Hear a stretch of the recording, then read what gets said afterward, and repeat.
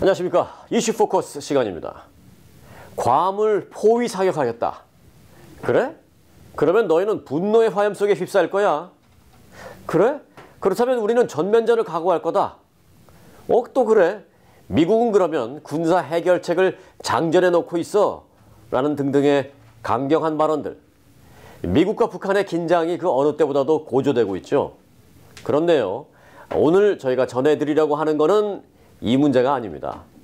뉴스에서 좀 가려져 있어서 그렇지 어쩌면 미북 긴장보다 더 불안한 곳, 바로 중국과 인도의 국경지대입니다. 네, 중국과 인도의 국경 분쟁, 오늘의 이슈입니다.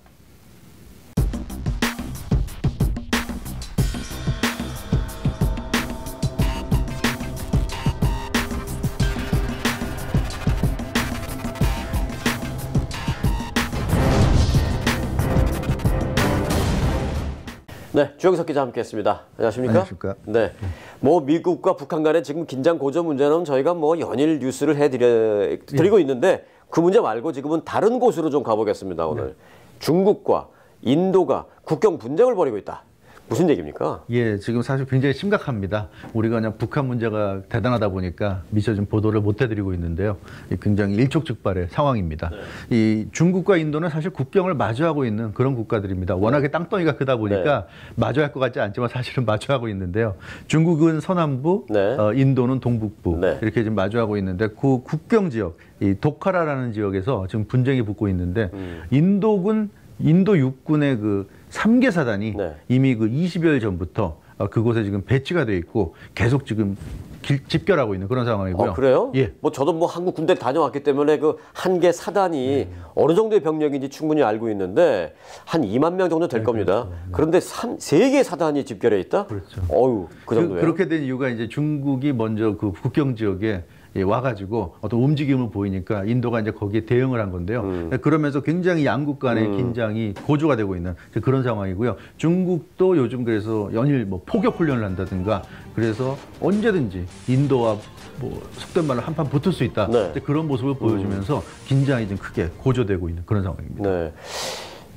중국과 인도가 국경에서 이렇게 전쟁 일촉즉발 상황까지 가게 된 이유는 어디 있습니까? 예, 바로 그 이유가 좀 중요한데요. 지난 6월 16일, 그러니까 지금부터 한 2달 전, 2달 전에 일어난 일인데, 이 중국과 인도 사이에는 사실 작은 나라들이 있어요. 네팔, 네.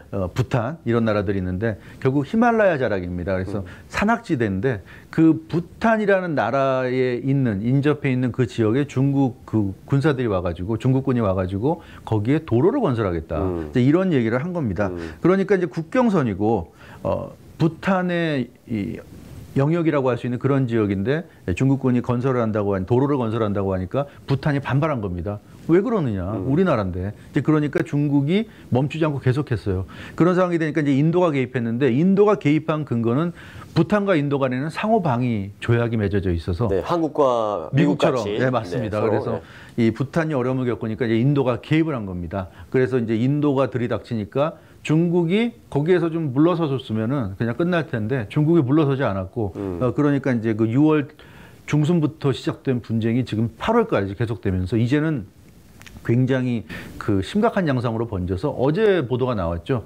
그 인도 쪽에서 그 국경 지역에 사는 주민들에게 대피령을 내렸습니다. 그 정도예요? 예, 그 정도로 좀 심각한 네. 상황이어서 네. 이제 앞으로 이제 어떻게 될지 굉장히 좀 주목이 되고 있는 그런 분위기입니다. 네. 네. 중국과 인도 과거에도 계속 좀 안 좋은 관계였죠? 맞습니다.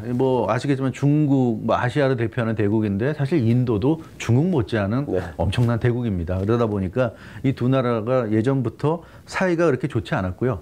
지금 그 국경을 맞이하고 있다 그랬는데 국경을 맞이하고 있는 정도가 굉장히 깁니다. 3,500km에 달하는 엄청난 길이에 걸쳐서 이 양국이 지금 마주하고 있기 때문에 사실 그 갈등이 없을래야 없을 수 없는 그런 상황이고 인도는 지금 이런 분위기에서 물러서면 중국의 어떤 팽창주의에 의해서 굉장히 힘들어질 수 있다. 그래서 중국보다는 인도가 굉장히 그 심각하게 그러니까 나라를 지켜야 된다. 소위 얘기하는 그런 어떤 심정으로 대치하고 있다면 중국 입장에서는 뭔가 자신들의 영향력을 좀 넓혀보고 싶은 그런 욕심에 지금 거기서 뭔가 분란을 일으키고 있고 그래서 두 나라가 굉장히 심각하게 대치하고 있는데 과거의 그런 히스토리 그리고 지금의 그런 어떤 앙금? 네. 그 지금의 어떤 상황까지 겹쳐가지고 굉장히 그 우리가 상상하는 것 이상으로 네. 심각하다. 어떻게 보면 뭐 한국과 일본이 막 그 전쟁 직전 상태까지 갔다. 뭐 그렇게 비유를 해도 더하면 더하겠는데요. 예, 틀리지 않는 말이라고 예. 생각이 됩니다.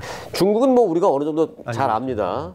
그런데 이제 인도는 요즘 그 상대적으로 좀 덜 관심을 갖고 있었는데 인도의 군사력이 중국의 군사력을 상대할 만한 정도가 됩니까 지금? 그렇죠. 사실 그걸 그래요? 잘 모르시는 분도 계시는데 예. 그렇습니다. 그래요? 그래서 인도가 이 막연하게 생각할 때는 뭐 좀 중국보다는 뭔가 경제적으로도 좀 처지는 것 같고 뭐 여러 가지 그런 좀 이 크기나 인구수에 네. 비해서는 그만한 대접을 못 받는 나라처럼 생각되는데 중국보다 훨씬 더 많이 가난하고 뭐 이런 그렇죠. 느낌. 그렇게 예. 생각하죠. 근데 그것은 우리가 잘 모르는 거고요. 실제 인도의 군사력은 막강하고요. 그래요? 최근에 그 객관적인 그런 그 밀리터리 그 군사력을 순위를 매기는데 보면 이 세계 1위는 단연 미국이고 네. 2위는 러시아, 네. 3위가 중국, 4위가 인도입니다. 그래요? 그럽니다. 그래서 현재 지금 세계 3위의 군사대국과 4위의 군사대국이 맞붙기 직전입니다. 네. 그러니까 인도의 군사력이 우리가 생각하는 영국, 프랑스보다 훨씬 더 그러네요. 위험한 그런 상황인데 그 이유가 인도가 워낙 인구가 많으니까 상비군만 148만여 명, 한 150만여 명의 상비군이 있고요.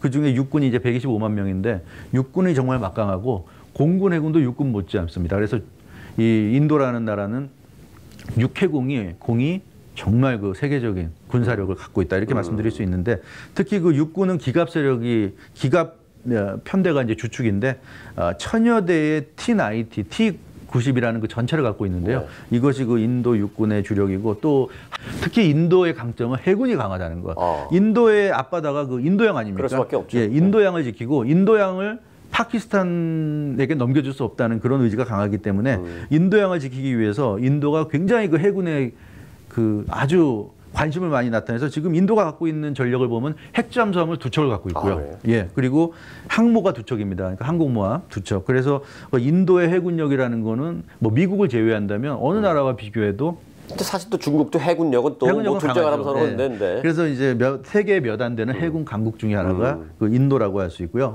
그러다 보니까 그런 여러 가지 면에서 인도가 우리가 생각했던 것보다 중국에게 군사력에서는 그렇게 많이 밀리지 않는다는 점입니다. 예. 오히려 이게 지금 그 산악지대에서 지금 갈등이 벌어지고 있지 않습니까? 네. 그래서 그런 지형이나 이런 것은 인도가 훨씬 유리하고 인도는 지키는 입장, 중국은 쳐들어가는 입장이기 때문에 오히려 방어가 쉽죠. 방어가 쉽죠. 그래서 이번에 전쟁이 난다면 네. 지금 사람들 예상이 의외로 인도가 승리할 가능성이 높다. 지금 이런 예상이 나오고 있어요. 예. 그래서 굉장히 지금 긴박한 상황 그러네요. 이라고 할 수 예. 있겠습니다. 사실 뭐 처음 이 얘기를 시작하면서 한반도 긴장 상황, 오늘은 그 얘기가 아니라 다른 곳으로 가보겠습니다. 제가 소개를 해드렸지만 사실 그렇지는 못해요.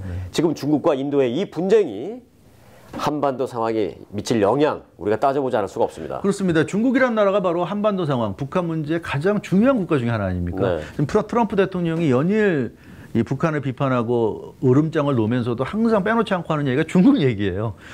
거의 매번 말의 끝은 중국입니다. 네. 중국이 어떤 역할을 해줘야 된다, 해줄 것이다 이런 얘기하는데 그만큼 중국이 이 한반도에 끼친 영향이 막강한데 그런 중국이 지금 우리가 미처 의식하지 못하는 사이에 인도 때문에 지금 발목이 잡히고 있는 이런 상황이고요. 인도가 방금 전에 말씀드렸던 것처럼 전력이 막강하고 무시무시하기 때문에 한번 전쟁이 시작되면 중국도 쉽게 인도와의 전쟁을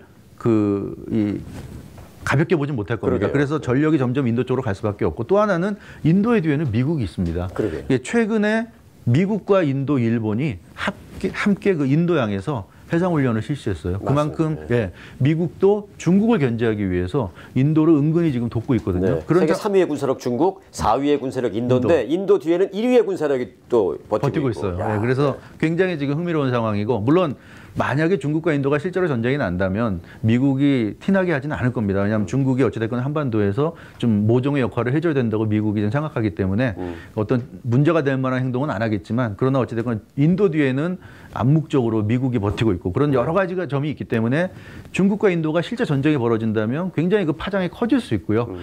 그리고 그것이 이제 한반도에 전쟁이 벌어지는 순간 당분간은 중국이 한반도보다는 인도 쪽에 신경을 집중할 수밖에 없고 그렇기 때문에 그 사이에 또 미국 입장에서는 북한을 상대로 뭐 어떤 일을 할지 그런 것도 좀 이제 관심의 대상이고 그래서 이번 상황이 굉장히 복잡 미묘하다. 그리고 이것이 이제 중국과 인도 사이의 국경 분쟁이기 때문에 국지전으로 생각하지만 뒤에 지금 인도 뒤에 미국이 있다고 말씀드렸는데 네. 만약에 인도 뒤에 있는 미국 그것을 또 중국이 어떻게 만약에 그게 드러나게 되면 드러나게 되고 중국이 그것에 대해서 공격을 하고 비난하고 네. 이런 상황이 된다면 엉뚱하게 한반도가 아니라 중국과 인도 국경 쪽에서 세계 문제가 발생할 수 있죠. 강국들이 참여하는 그런 쪽에 좀 문제로 비화될 수도 있기 때문에 이게 굉장히 좀 심각한 문제라고 할 수 있고요. 그러나 또 냉정하게 보자면 한반도가 이렇게 일촉즉발이었는데 인도와 중국 쪽에서 이런 문제가 벌어진다면 오히려 한반도 상황을 좀 냉각시킬 수 있는 네. 그런 요소가 될 수도 있기 때문에 그런 면에서는 한국 입장에서 나쁠 건 없다. 네. 그리고 또 오늘 AP통신 보도도 나왔지만 미국과 북한이 지금 물밑에서 대화 나눈다는 게 지금 드러나지 않았습니까? 네. 그렇게 중국과 인도가 싸우는 사이에 미국과 북한이 조용히 대화 나눌 수 있는 분위기가 또 된다면 네. 그것도 나쁘지 않을 것 같고요. 네. 그래서 여러 가지 변수가 지금 많은 그런 중국과 인도의 전쟁 가능성이 있기 때문에 그런 면에서 관심이 더 우리 입장에서도 쓰여진다 이렇게 말씀드릴 수 있겠습니다. 우리의 행복을 위해서 남의 불행을 바라지는 않겠습니다만은 최소한 지금 펼쳐져 있는 여러 가지 카드를 다 좀 알고 파악을 해야 뭐 협상이 됐든 뭐가 됐든 잘 할 수 있을 것 같네요. 네, 그렇습니다. 단순히 이게 그냥 한 군데만 본다고 되는 지금 세계 문제가 아니네요. 그런 건 아닙니다. 네, 잘하겠습니다. 네. 네, 흔히들 지구촌이라고 하죠.